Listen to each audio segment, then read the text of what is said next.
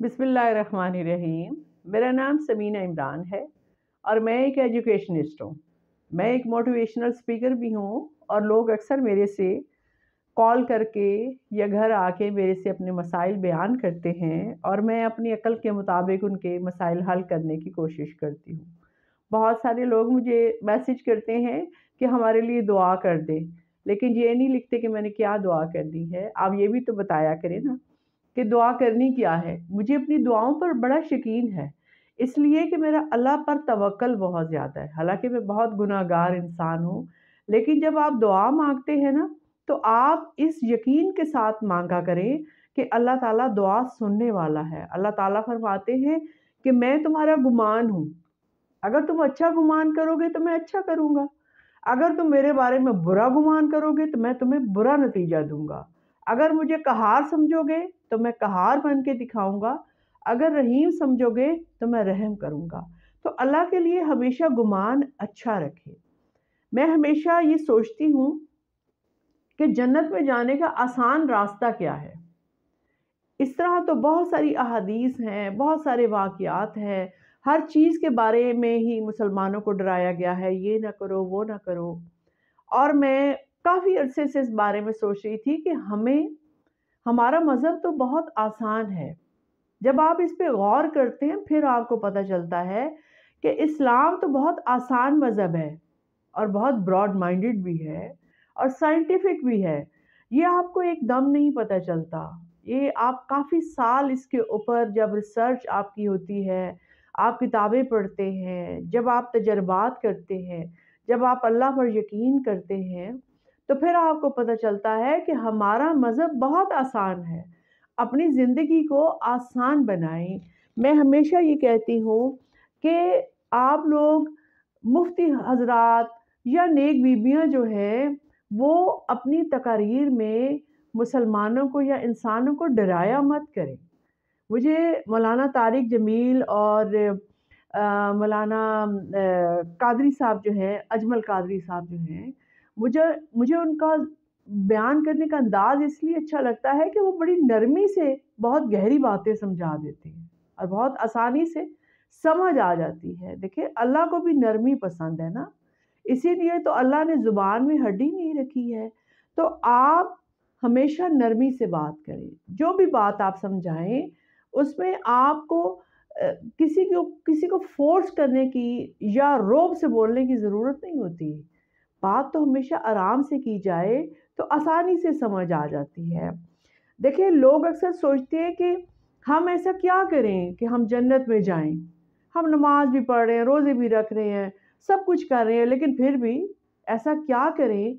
पहली बात तो ये है कि जन्नत में जाने से पहले नेकियां जो हैं वो काउंट नहीं की जाएंगी या आपके गुनाह काउंट नहीं किए जाएंगे। वो हदीस में है कि आपके अमाल को तराजू में रखा जाएगा। तराजू जिससे वजन करते हैं, एक साइड पे नेकियां होंगी और एक साइड पे आपके गुनाह होंगे। अगर नेकियों का पलड़ा भारी होगा तो आप जन्नत में जाएंगे, अगर गुनाह का पलड़ा भारी है तो फिर आप दोज़ख में जाएंगे। अब सवाल ये है कि कैसे पता चले कि हम नेकी के अमाल कर रहे हैं या बदी के अमाल कर रहे हैं, या नेकियां ज़्यादा हो गई हैं या अमाल ज़्यादा अच्छे बुरे हो गए हैं।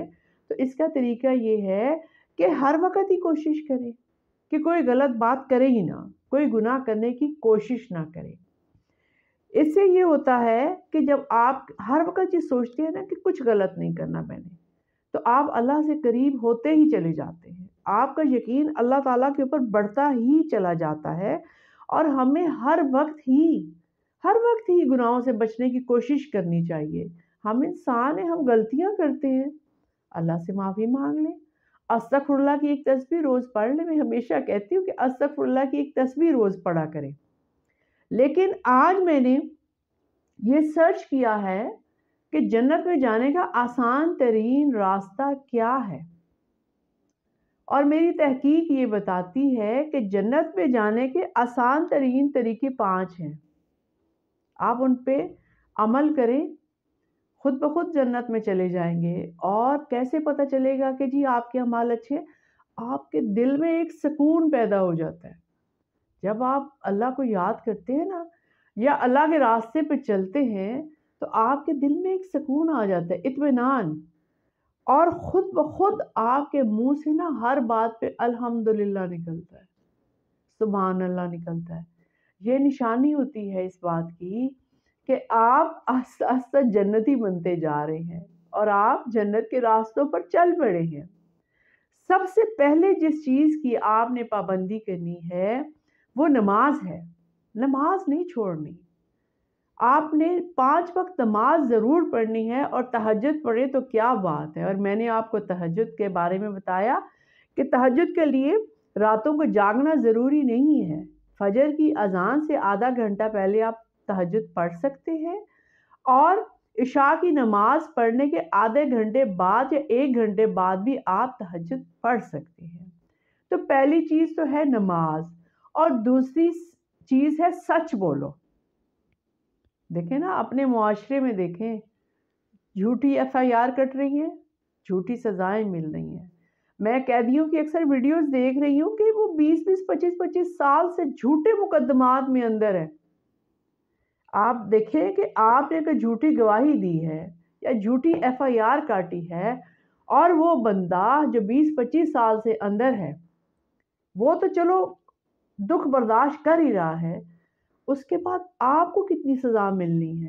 آپ کو اس کی سزا دنیا میں بھی ملے گی اور آخرت میں بھی ملے گی۔ یہ نہ سمجھے کہ آپ نے جھوٹی ایف آئی آر کاٹی ہے، کسی کے خلاف جھوٹی گواہی دے دی تو آپ بچ گئے اور وہ بندہ جو ہے وہ سزا بھگت۔ ایسا نہیں ہوتا۔ اگر آپ جھوٹ بولتے ہیں، چاہے وہ چھوٹا جھوٹ ہے چاہے بڑا جھوٹ ہے، اس کی سزا آپ کو دنیا میں ملتی ہے۔ دیکھیں ہمارے نبی کریم صلی اللہ علیہ وسلم نے فرمایا کہ پیاز کھا کے مسجد میں نہ آیا کرو، کیونکہ پیاز کی جو سمیل ہے اس سے فرشتے جو ہے نا وہ دور ہو جاتے ہیں اس نمازی سے، ان کو پیاز کی سمیل اچھی نہیں لگتی۔ لیکن جب بھی کوئی نمازی، کوئی مومن جھوٹ بولتا ہے تو فرشتے 1 میل دور بھاگ جاتے ہیں۔ آپ دیکھیں جھوٹ سے اللہ نے کتنی نفرت فرمائی ہے۔ اور سچ بولنے کی پریکٹس اور اپنے بچوں کو پریکٹس گھر میں سے ہی کریں۔ ماں باپ عملی نمونہ بنے بچوں کے سامنے۔ کوئی ضرورت نہیں ہوتی جھوٹ بولنے کی، نہ بچوں کو نہ بڑوں کو۔ کام نہیں کیا سوری کر لیں، بچوں کی فرمائش نہیں پوری کر سکے سوری کر لیں، ماں باپ نے کوئی بات کہی آپ نہیں کر سکے ماں باپ سے سوری کر لیں، کیا ہو جائے گا؟ زیادہ سے زیادہ کیا ہو جائے گا؟ اگر آپ نے، میں نے اکثر دیکھا ہے کہ کچھ بیچارے غریب لوگ ہوتے ہیں اور وہ سردیوں کے موسم میں مہنگے کپڑے افورڈ نہیں کر سکتے، اور وہ لنڈے کی جرسی پہن لیتے ہیں۔ کوئی پوچھے تو کہہ دیتے ہیں ہمارا فلاں باہر ہے اس نے بھیجی ہے۔ کیا ہو گیا؟ اگر آپ کہہ دیں، اول تو پوچھنا ہی نہیں چاہیے بھئی آپ نے یہ جرسی کہاں سے لی۔ دیکھیں یہ بری بات ہے۔ میں نے دیکھا کہ ہر وقت عورتیں زیادہ تر ایک دوسرے سے پوچھ رہی تھی یہ کپڑا کہاں سے لیے، یہ جرسی کہاں سے لی، اچھا یہ برانڈیڈ ہے؟ برانڈ کا تو ایک خبت ہو گیا نا، مطلب برانڈ کے علاوہ آپ کپڑے ہی نہیں پہن سکتے، اور مجبوراً کچھ لوگ اپنی عزت رکھنے کے لیے جھوٹ بول رہے ہوتے ہیں۔ جی فلاں انگلینڈ سے ہمارے فلاں نے یہ تو کینیڈا سے ہی آگئی ہوتی، وہ لنڈے کی ہے۔ تو کیا ہو گیا اگر آپ نے لنڈا پہن لیا؟ حلال تو ہے نا، اپنے پیسوں سے ہی خریدا ہے نا آپ نے۔ تو آپ جھوٹ مت بولیں۔ جھوٹ بولنا اللہ تعالیٰ کو ناپسند ہے۔ ہمارے نبی کریم نے جھوٹ بولنے سے سخت منع کیا ہے، اور انہوں نے فرمایا ہے کہ مومن کبھی جھوٹ نہیں بولتا اور دھوکہ نہیں دیتا۔ دھوکہ مت دیں، نہ پیار میں اور نہ کسی کام میں، نہ دیہڑی دار طبقہ دھوکہ دے اور نہ کام کرنے والے اساتذہ۔ میں نے یہ زندگی کا تجربہ ہے، اور میں حیران ہوتی ہوں اس چیز پہ کہ جب میں ایڈمنسٹریشن میں تھی، اتنی ڈیسنٹ ٹیچرز جن کو دیکھ کے آپ کو لگے ہی نہیں کہ انہوں نے کبھی کوئی غلط بات بھی زندگی میں کی ہوگی، اور چھٹی کر لیں گی اور فون کر کے کہیں گی میں باتھ روم میں گر گئی ہوں۔ ایک مزے کی بات یہ ہے کہ ایک ٹیچر نے ایسے ہی جھوٹ بولا کہ میں باتھ روم میں گر گئی ہوں اور میڈم میں اٹھ نہیں سکتی، میں آج اسکول نہیں آ سکتی، اور اس دن وہ مری سیر کرنے گئی ہوئی تھی، اور ایک اور کولیگ نے ان کو وہاں دیکھ لیا جو آلریڈی چھٹی لے کے وہاں گئی ہوئی تھی، اور اب وہ شرمندہ ہو رہی کہ میں نے تو کہا تھا کہ میری ٹانگ میں موچ آ گئی اور میں چل نہیں سکتی تو مجھے 3 دن کی چھٹی دے دے، خود وہ مری کی سیر کر رہی تھی۔ کیا ہو جاتا اگر وہ بتا دیتی کہ بھائی میں نے جانا ہے مری، میری فیملی جا رہی ہے، مجبوری ہے۔ تو دھوکہ مت دیں آپ کبھی بھی کسی کو، کسی بھی چیز میں۔ بچے اپنے والدین کو دھوکہ نہ دیں اور والدین بچوں کو دھوکہ نہ دیں، ٹھیک ہے؟ اگر آپ نوکری کر رہے ہیں تو اپنے باس کو دھوکہ نہ دیں، غلط کام نہ کریں۔ اور جو آپ کا باس ہے اس کی بھی ذمہ داری ہے کہ جو بٹرنگ کر رہے ہیں، یہ نہیں کہ آپ ان کی سیلری بڑھا رہے ہیں، ان کو تو بڑی آپ رسپیکٹ دے رہے ہیں، اور جو بیچارہ غریب اتنی محنت کر رہا ہے اس کو آپ رسپیکٹ نہیں دے رہے۔ مطلب آپ زندگی کے کسی لیول پہ آپ دھوکہ نہیں دے سکتے۔ دھوکہ صرف وہی نہیں ہوتا جو محبت میں لڑکا لڑکی ایک دوسرے کو دیتے ہیں، ہمارا دھیان فوراً اس طرف چلا جاتا ہے۔ دھوکہ زندگی کے ہر کام میں، چاہے آپ مزدور ہیں، چاہے آپ افسر ہیں، چاہے آپ بزنس چلا رہے ہیں، آپ کسی کو دھوکہ نہیں دے سکتے۔ اور اس کے بعد نماز، سچ بولنا، دھوکہ نہ دینا، اور چوتھی چیز ہے اخلاق۔ اور میں نے آپ کو پہلے بھی بتایا کہ ہمارے نبی کریم صلی اللہ علیہ وآلہ وسلم جب معراج پہ تشریف لے گئے تھے تو اللہ تعالیٰ نے ان کو فرمایا تھا کہ میری امت میں مجھے سب سے عزیز وہ ہیں جن کے اخلاق اچھے ہیں۔ آپ دیکھیں پھر کہ آپ کا اخلاق کتنا اچھا ہے، آج ذرا جج کریں۔ اور جج کرنے کا طریقہ یہ ہے کہ اگر آپ اولاد ہیں تو سب سے پہلے چیک کریں کہ آپ اپنے والدین سے کیسے بول رہے ہیں، اس کے بعد چیک کریں اپنے بہن بھائیوں سے آپ کا رویہ کیا ہے، دادا دادی نانا نانی کے ساتھ آپ کیسا بولتے ہیں، کیا ان کا حکم مان رہے ہیں آپ؟ تو اپنے اخلاق اچھے کریں، اپنے کولیگز کے ساتھ اچھا بولیں، مذاق نہ اڑائیں کسی کا۔ اللہ کو یہ بہت چیز ناپسند ہے کہ ہم اتنے آرام سے دوسروں کا مذاق اڑا دیتے ہیں، دوسروں پہ شک کرنا شروع کر دیتے ہیں، دوسروں کی چیز کو غیر اہم قرار دیتے ہیں، اپنی چیز کو بہت اہم قرار دیتے ہیں۔ آپ یقین کریں کہ نماز اور روزہ اگر آپ کا چھوٹ جاتا ہے اور آپ اللہ سے معافی مانگ لیتے ہیں اگر، تو اللہ آپ کو معاف کر دیں گے کیونکہ وہ رحیم ہے۔ اگر آپ قضا پڑھ کے معافی مانگ لیں گے اللہ قبول کر لیں گے۔ لیکن اگر آپ کے اخلاق گندے ہیں، اگر آپ اپنی زندگی میں کسی کو اپنے لفظوں سے تکلیف دے رہے ہیں، اللہ جی آپ کو معاف نہیں کریں گے۔ آپ کو اس کی سزا، اگر آپ نے کسی انسان کو تکلیف دی ہے، اس کی سزا دنیا میں بھی آپ کو ملے گی اور آخرت میں بھی ملے گی۔ اللہ کو سب سے زیادہ جو چیز ناپسند ہے نا، سب سے زیادہ، وہ برے اخلاق ہے۔ آپ اپنے اخلاق اچھے کریں، لڑنا بند کریں ایک دوسرے سے، ایک دوسرے پہ تہمت لگانا بند کریں، یہ بہت سخت گناہ ہے۔ جو لوگ اخلاق کے اچھے ہیں نا، جب ان کی ڈیتھ ہو جاتی ہے، اگر ان کی میت پہ کوئی ایک بھی شخص کہہ دے کہ اس نے میرے ساتھ یہ زیادتی کی ہے، قبر کا عذاب شروع ہو جاتا ہے قبر میں جاتے ساتھ، اور قیامت پہ تو جو عذاب ملنا ہے سو ملنا ہے۔